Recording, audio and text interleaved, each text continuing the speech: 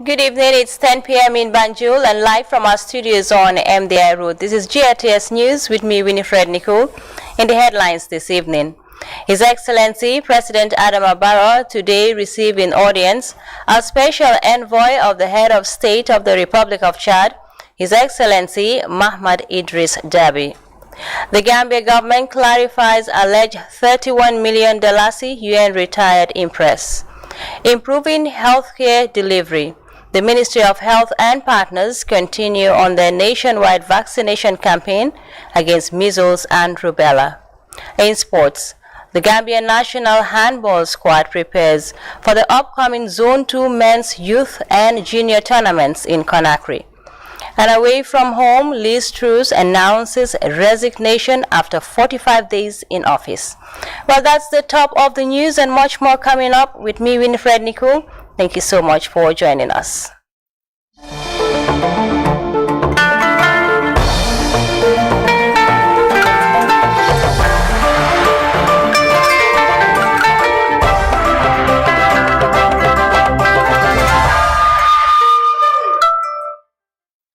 It's good to have you with us once again.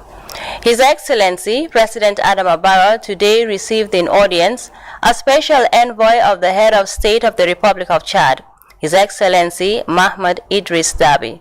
The Chadian envoy Adaw Younouss is in the country to deliver a special message from the Chadian leader, His Excellency Mahmoud Idris Deby. In a separate engagement, President Adama Barrow also met with the councillors from the Birkama Area Council. Mamadou Jallow has more on that. Adaw Younouss, the special envoy of Chadian head of state, met the President, His Excellency Adama Barrow, to deliver a message from His Excellency Mahmoud Idris Deby. Speaking to reporters after his closed-door talks with President Barrow, Mr. Younouss described relations between Chad and the Gambia as cordial and excellent. Vous le savez, j'ai transmis une lettre du président Mahmoud Idris Deby, président de la transition du Tchad, à son Excellence M. Barrow. He briefed the President on the state of the transition process in Chad and reiterated the Chadian leaders' commitment to the full implementation of the transitional charter signed by all stakeholders in the country. He cited the Gambia's transitional process as a model for other countries, commending President Barrow for his commitment to democracy, peace and stability. Meanwhile, the President also met councillors from the Birkama Area Council, led by Honorable Fatoumata Jallow, the councillor for Kunkujang Keita Ward. Speaking to GRTS, Honorable Jallow said the meeting was meant to renew and reaffirm their support and loyalty to the President and the NPP party ahead of the local government elections early next year. That we are behind him and we supported him during the presidential election and parliamentary election. And now that is the local government election. We come to show him that we are with him 100% and we are ready to defend him. We are ready to stand for him in all aspects. So that is what that is the reason why we came to meet him, so that we can discuss things with him, so that he will know that there is councillors in Birkama Area Council who are supporting his agenda, who are behind him and supporting him. She described the meeting as very crucial for the NPP, as it seeks to work with coalition partners to come up with a formidable team to ensure a landslide victory in the elections. The councillors are the grassroots.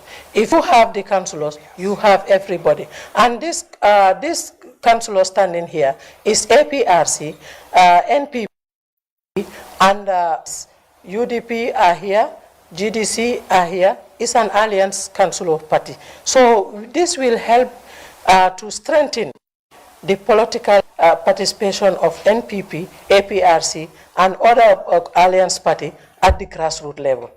She thanked the President for giving them the platform to discuss grassroots political issues and expressed firm belief that the NPP and its allies are now better placed going into the polls in 2023. Mamadou Jallow, GRTS News. Following recent discussions at the National Assembly over alleged UN retired impress totaling some $31 million, the Gambia government wishes to inform the public that these outstanding funds were during the financial periods 2007 to 2015, preceding the presidency of Mr. Adama Barrow. Stories of the reported outstanding impress trending on political, social and news media platforms were actually accumulated disbursements over a period of 8 years, 2007 to 2015, well before Mr. Barrow assumed office in January 2017. The updated records from the Accountant General's office indicate that the published figures are from their last update to the Finance and Public Accounts Committee, FPAC, of the 5th Legislature as at November 2019. At the time of presenting their report, the Accountant General was not engaged to provide an update status on this matter. Significantly, from 2019 to date, the Accountant General's Department has recovered some $8.3 million through various means like payroll, recovery, withholding, and or non-payment of staff retirement benefits. The Gambia government therefore urges citizens, stakeholders, and members of the diplomatic and consular corps to take note of the significant time difference as they are bombarded with misleading accounts of the alleged unaccounted $31 million that occurred way before President Adama Barrow's ascendancy to political leadership. Moving on, the Serbian foreign minister has outlined the Serbian government's resolve to renew and strengthen ties between the Gambia and Serbia in the areas of education, agriculture, amongst others. Mr. Nemanja Starovic made the remarks at the opening of the Serbian consulate in the Gambia. Let's take a listen for more on that. Since 1965. But having said that, we do have a very good foundation based on shared values as members of the non-allied movement, for example. Values like, peaceful cooperation and sovereign equality, which is of utmost importance even in contemporary settings and in modern times. But with all that said, our relations have not been developed in the way that they should have been. So first things first, we realized that in order to properly advance our bilateral relations, we really need to have feet on the ground. And fortunately, we have found a perfect pair of feet, and Honorable Mr. Omar Fall made us a huge honor by accepting our proposal to become the Honorary Consul of the Republic of Serbia here in Banjul, because without a man on the ground who can invest part of his time, part of his energy to promoting the Republic of Serbia here, we cannot accomplish much.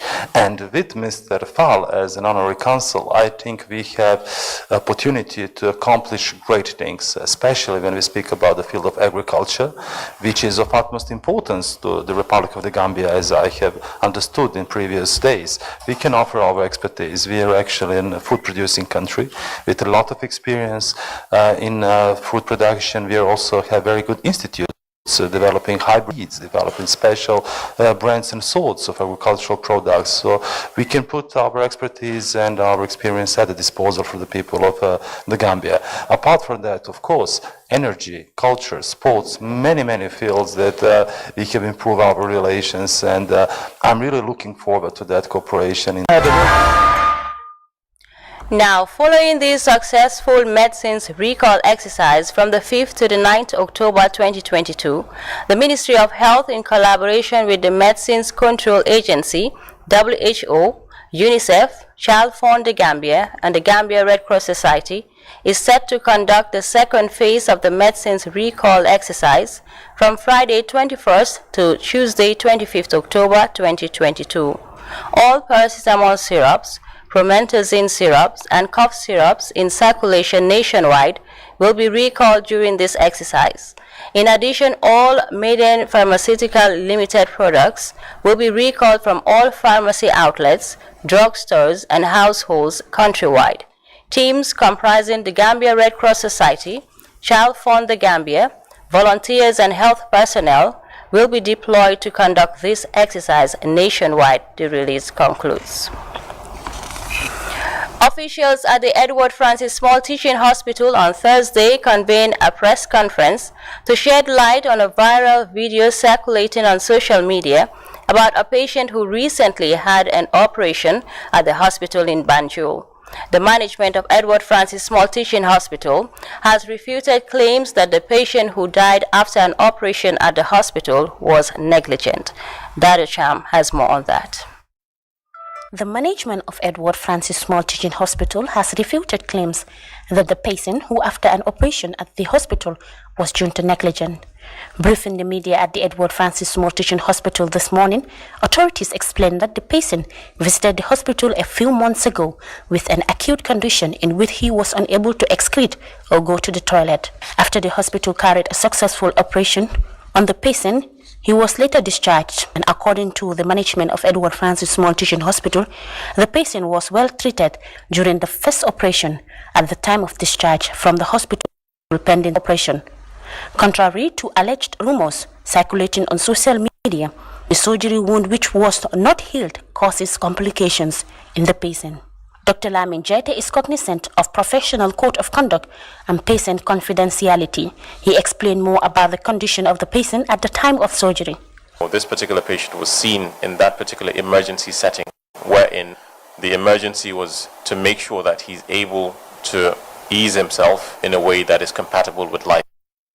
So that surgery was done, but during that surgery, it was realized that he was in a very advanced stage of his disease process. Again, like I mentioned, there's no need to go into the details of the disease he had, but his disease was at a very advanced stage, was almost at a terminal stage, wherein very little could be done to actually alleviate that disease because it's gone beyond what we call cure. So we had to do a surgery which was life-saving, meaning that we had to save his life first. Dr. Jaite further gave the rationale behind the patient's discharge. So in this scenario, the hospital resources were used as much as possible in order to be able to alleviate the suffering of this patient. But then on the side of the patient, unfortunately, he was not able to meet some of those other supplementary expenditures that were needed for his care.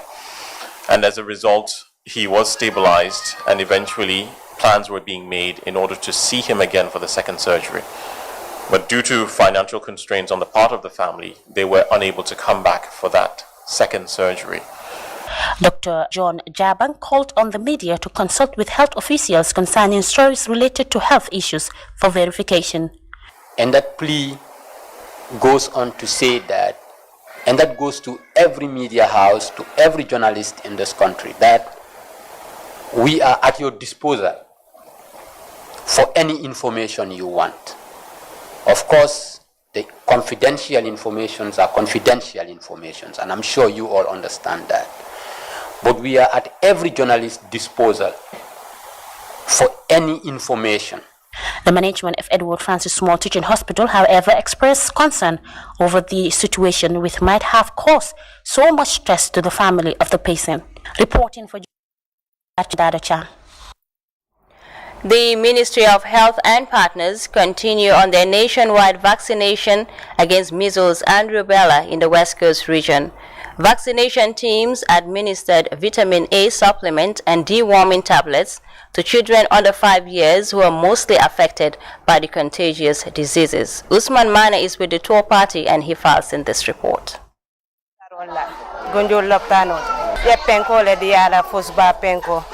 Linda Jabang is a young mother who says she has no reason to deny her child from medications that would improve her well-being. She is convinced that the vaccines, including vitamin A and mebendazole tablets, as well as measles vaccines, are safe for children as it is a routine exercise for health officials during monthly clinics. The National Nutrition Agency is partnering this year's measles vaccination with support from UNICEF is mainly to bridge the gap in vitamin A supplement and deworming. Malanjane is the nutrition field officer for NANA in Western Region 2. He appreciates the turnout from mothers in day 2 of the campaign. When they go to the health facility, when the kids get 1 year, 6 months, 18 months, they get their last booster, it's done. And this vitamin A and mebendazole need to continue up to around 5 years, meaning each child need to get not less than 10 doses. So if the kids are stopping at 1 year, 6 months, how many doses are they losing? So this is why NANA as partner also want to chip in so that the coverage of vitamin A and mebendazole can be boosted. The ongoing campaign is unlike previous ones where vaccinators visit homes. It was an encouraging turnout at Brikama District Hospital. District Supervisor Bulli Ture noted that about 700 children were vaccinated around Brikama despite registering some challenges in communities. Measles is not a new thing. It's something that we have been issuing in our routine service. You can see my colleagues, the vaccines they are giving, measles is part of it. So we also use that, to convince them that these kids, most of them, by 9 months, they receive the same injection at the hospital on our routine service. Vaccine is preventing their kids against measles and rubella. So if you look at history of those diseases, they are very deadly and they are very, very contagious. Public places, especially monthly RCH, are being fully utilized in Fonyi Bullock Health Center as the Kafuta health officials are on their routine services. We had 2 other teams in Sutu Sinjang and then in Somila, because these are the 3 biggest communities in the district, in the Fonyi Belfare district. So we decided to start with these 3 communities for 2 or 3 days before we move into other communities. The Alcalo of Bajonkoto in Fonyi Belfare district, Ibu Baji, believes that vaccines preventable diseases should be given utmost priority. He said one of the reasons parents and caregivers are reluctant is due to inadequate sensitization.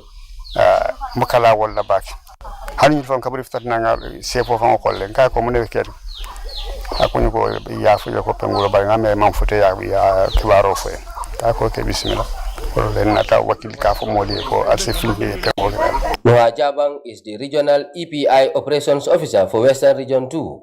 The southern part that I visited yesterday, that is Kombo South, we have a series of refusals. We've tried to convince, some have taken, but others are still reluctant, so which means the vaccine hesitancy rates is definitely very high. For even the vitamin A and the mebendazole, you don't talk of the MR vaccine itself. So we looked at the mebendazole and vitamin A. So we are targeting a total of around 62,000 plus, that is 62,889, but the MR, our target is 58,306 children under 5s. The MR vaccines that we're giving is the normal measles vaccine we're giving at our routine immunization services, like if they go for clinics. Measles, if not prevented, can cause lifelong physical challenges to children, causing deaths, increasing child mortality, while rubella virus can cause damage in pregnancy or damage the fetus of women. The campaign, spearheaded by the Ministry of Health, supported by Vaccine Alliance and WHO, continue till 23rd October. Usman Mane, GRTS. The Gambia Participates, a civil society organization, today launched the screening of the participatory documentary on the transitional justice process of the Gambia. The civil society organization amplified their voice to victims on the government's transitional justice process. By Ibrahim Chan was at the screening and he now reports. The screening of the transitional justice process brought back fresh memories of the TRRC, where victims narrated their ordeal during the 22 years of former President Jammeh's autocratic rule. The documentary screening by the Gambia Participates re-echoed the voices of victims and the need for reparations and justice to be upheld as efforts continue to ensure these objectives are met. I think our coordinator have a call from the Vice President's office that he said the President said that he had the cure for HIV, so he wanted 10 people from the group to go and start the treatment. When people, they got sick there, they don't take them to hospital. We've seen them going down gradually until finally when they died. The screening was followed by a panel discussion. John Charles Njai, the chair of Tango, shared his views on why the government should have set up an interim body to take charge of urgent reparations for victims. Where we are as a country, a lot of people have lost hope in the process, because from when was the white paper presented? May to October. What has happened? Yes, there are processes going on, but could we not have had an interim body that was even taking care of emergency situations for victims? Schools have opened.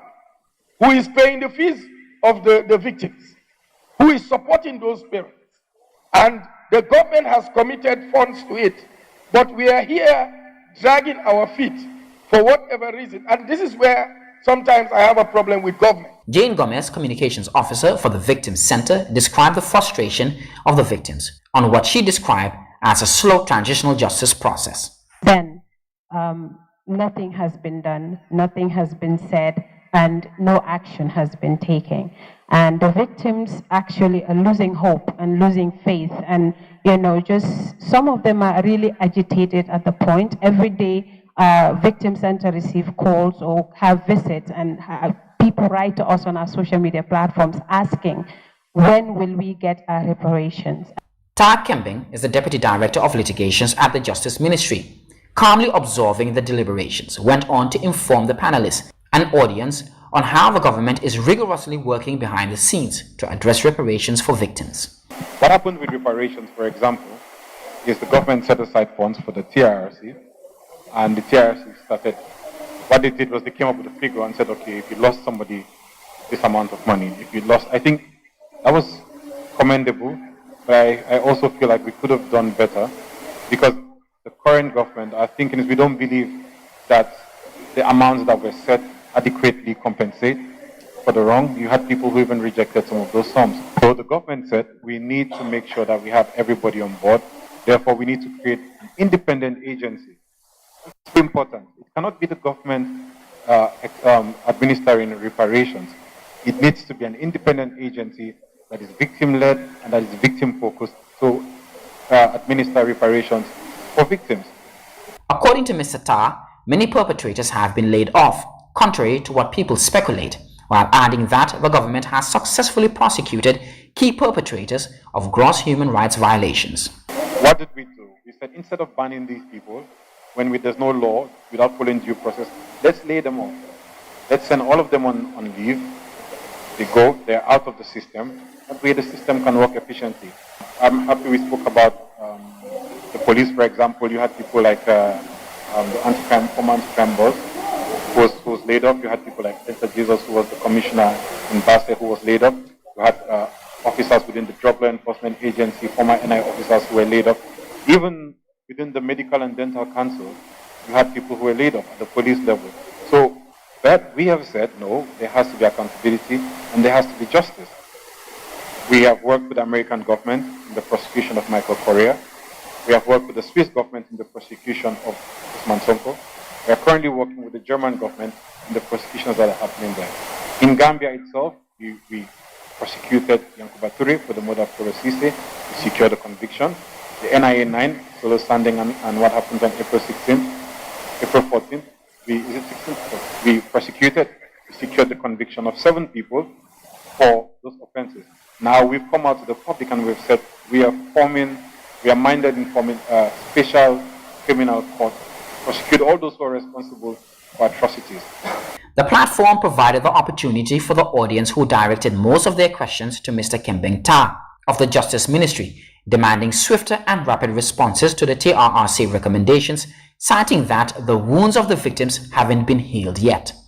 As the international community and the wider Gambian population continue to keep a keen eye on the transitional justice process, all panelists agreed on a common goal that all hands must be on deck to uphold the theme of never again and non-reoccurrence.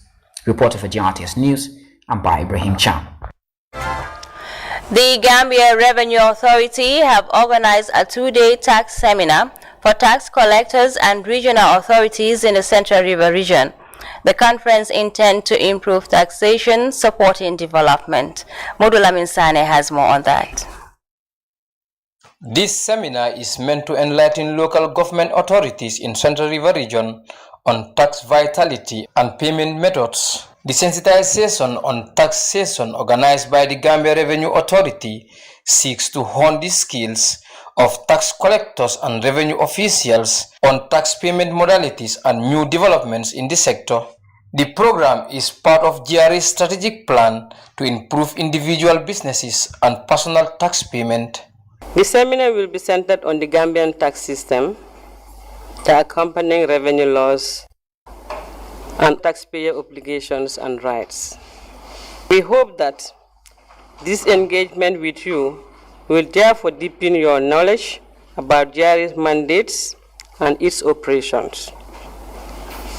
We will also discuss the significance of tax revenue in national development and other tax administrative matters in general. The training also exposes participants to basic custom procedures as well import and export processes. The seminar today will also discuss new tax reforms and clarify challenges faced by the authority and taxpayers in the process of collecting the much needed tax revenue for government. For example, some of the reforms include, like in January 2018, the JRA, together with the Ministry of Finance, has undertaken reforms aimed at revising tax rates in some key revenue lines. This includes, among others, rental income tax rates reduced, corporate income tax, employment income tax, and personal income tax. It is a very important seminar. As I highlighted, the Gambia today, all what you are seeing around is possible because of GRA collecting those revenues to make development possible. Without them collecting, I don't think it is possible. The interface specially targets council members, lady councillors and regional government officials to strengthen partnership with custom officials engaging regional customers in Bansang to effectively deliver tax payment. Maud Lamin Sane reporting for GRTS News from the Central River region. The Gambia Children Force Foundation, a Dutch charitable foundation, recently visited Soma Girls Guide Center in the Lower River region. The visit was meant to familiarize the partnership between the foundation and the center, as well as to present scholarship awards to 10 students to study vocational education.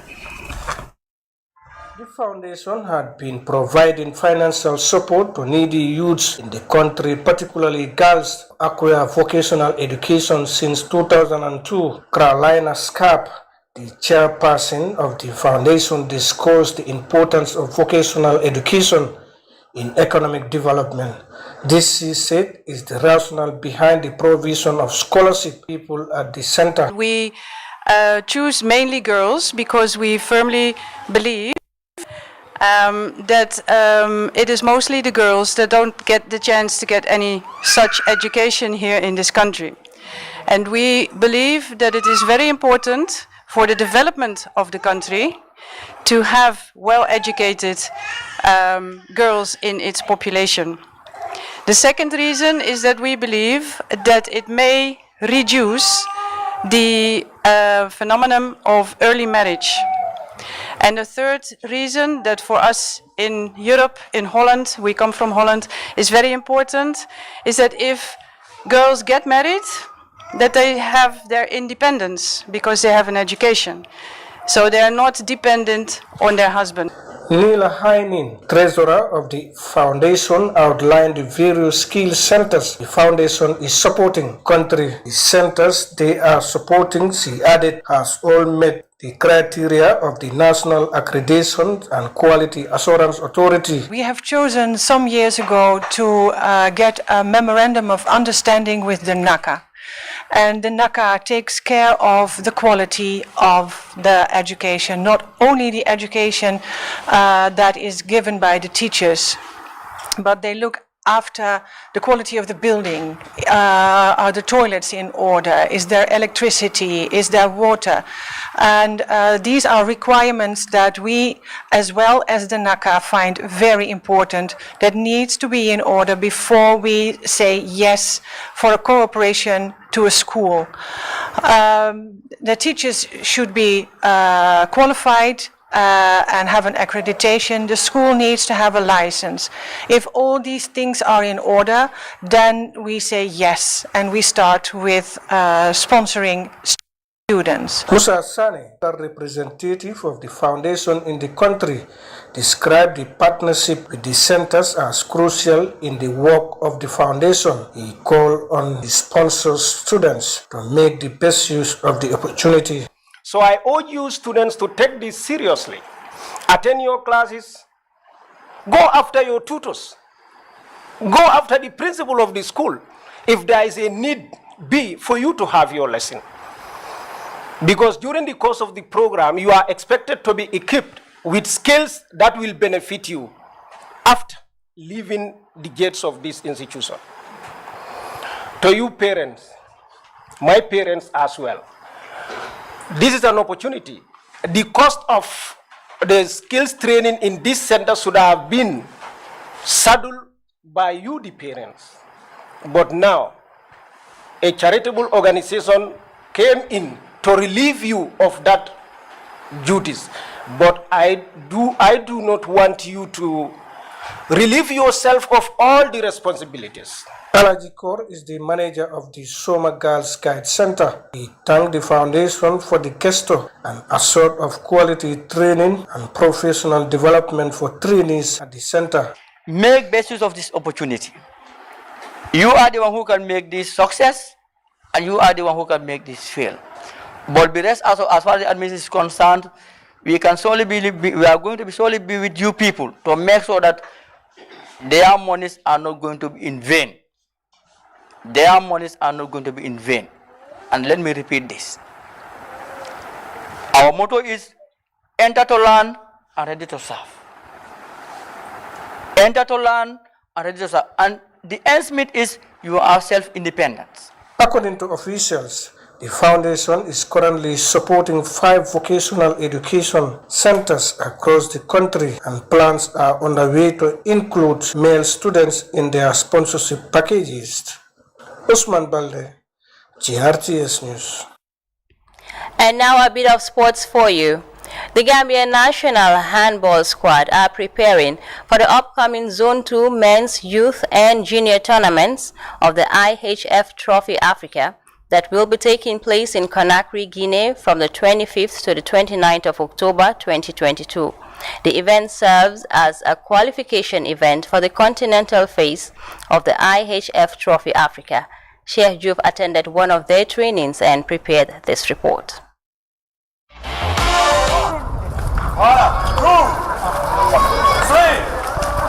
The Gambia national handball men's, youth and junior are in high gear and all set for the upcoming Zone 2 2022 championship tour in Guinea-Conakry. Both teams are set to compete and have been advancing preparation with special training session to make a difference in this year's Zone 2. Our expectation is too high. As far as these two teams is concerned, they are very determined. And they promise me that this year it will be different from the other previous years. Because they want something for the country. They are there for their country, and they will make sure that they fly the flag of the Gambia at a higher height. As coaches highlighted, players are mentally, tactically and physically ready to work hard towards qualifying in the Under-21 IHF International World Championship 2023 in Germany and Greece.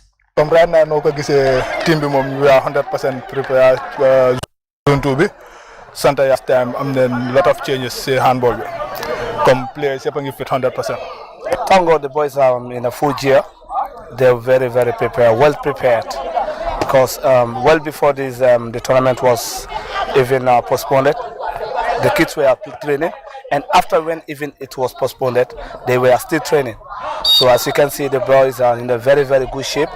They are very, very well motivated and very well trained anyway. The Zone 2 men's, youth and junior IHF Africa Trophy tournament will take place in Guinea-Conakry from October 25th to 29th, with sub-regional teams set for a major face-off. The handball tour critically serves as a qualification event for the continental phase of the IHF Africa Trophy. The Gambia's youth team will be facing host Guinea-Conakry in its first game, while the junior team will play against Mali at the Jimas, the handball stadium in the Guinean capital. Sergio, reporting for Jarte Sports. Well, over now to news from outside the Gambia. In a short statement to the media, UK Prime Minister Liz Truss on Thursday announced an end to her time in office. After just over 6 weeks in the job, Truss has faced mounting criticism after a tax-cutting mini-budget unraveled spectacularly last month, sending markets and the pound sterling into free fall. France 24 has more in this report. at a time of great economic and international instability. Families and businesses were worried about how to pay their bills.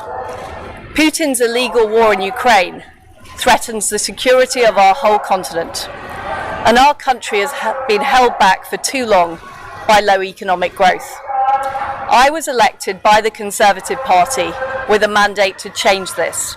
I recognise, though, given the situation, I cannot deliver the mandate on which I was elected by the Conservative Party.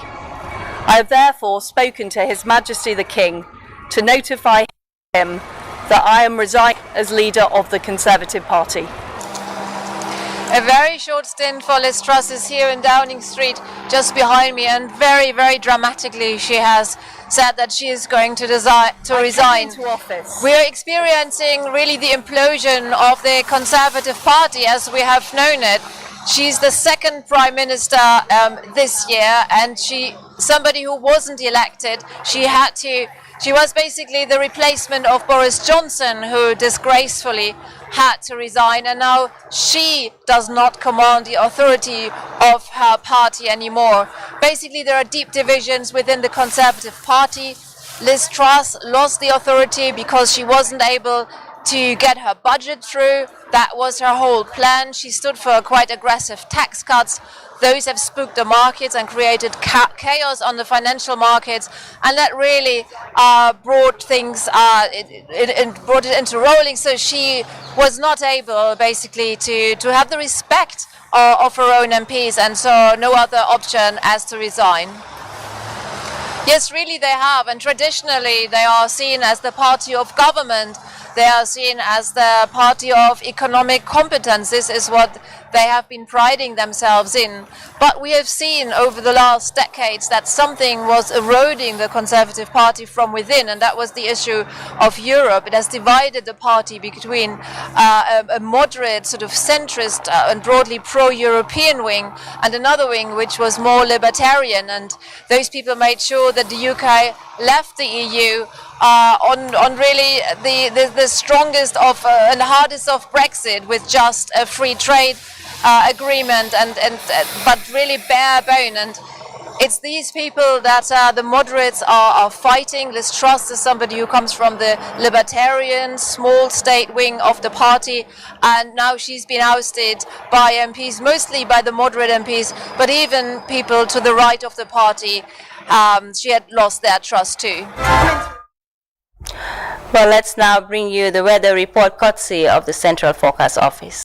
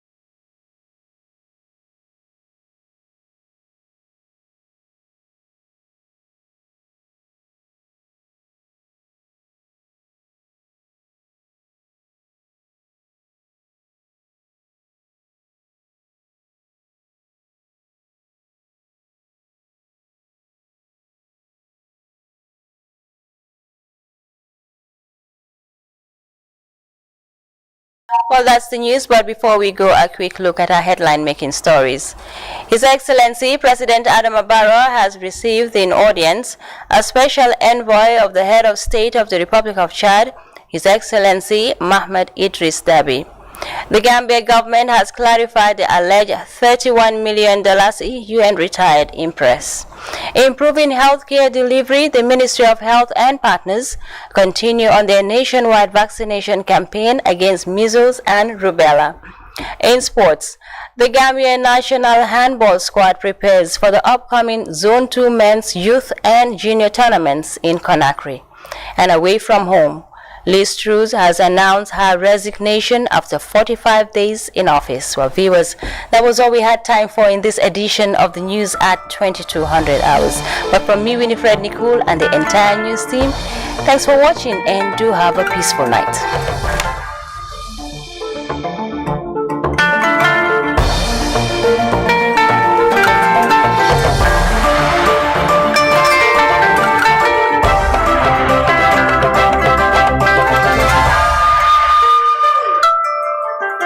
Thank you.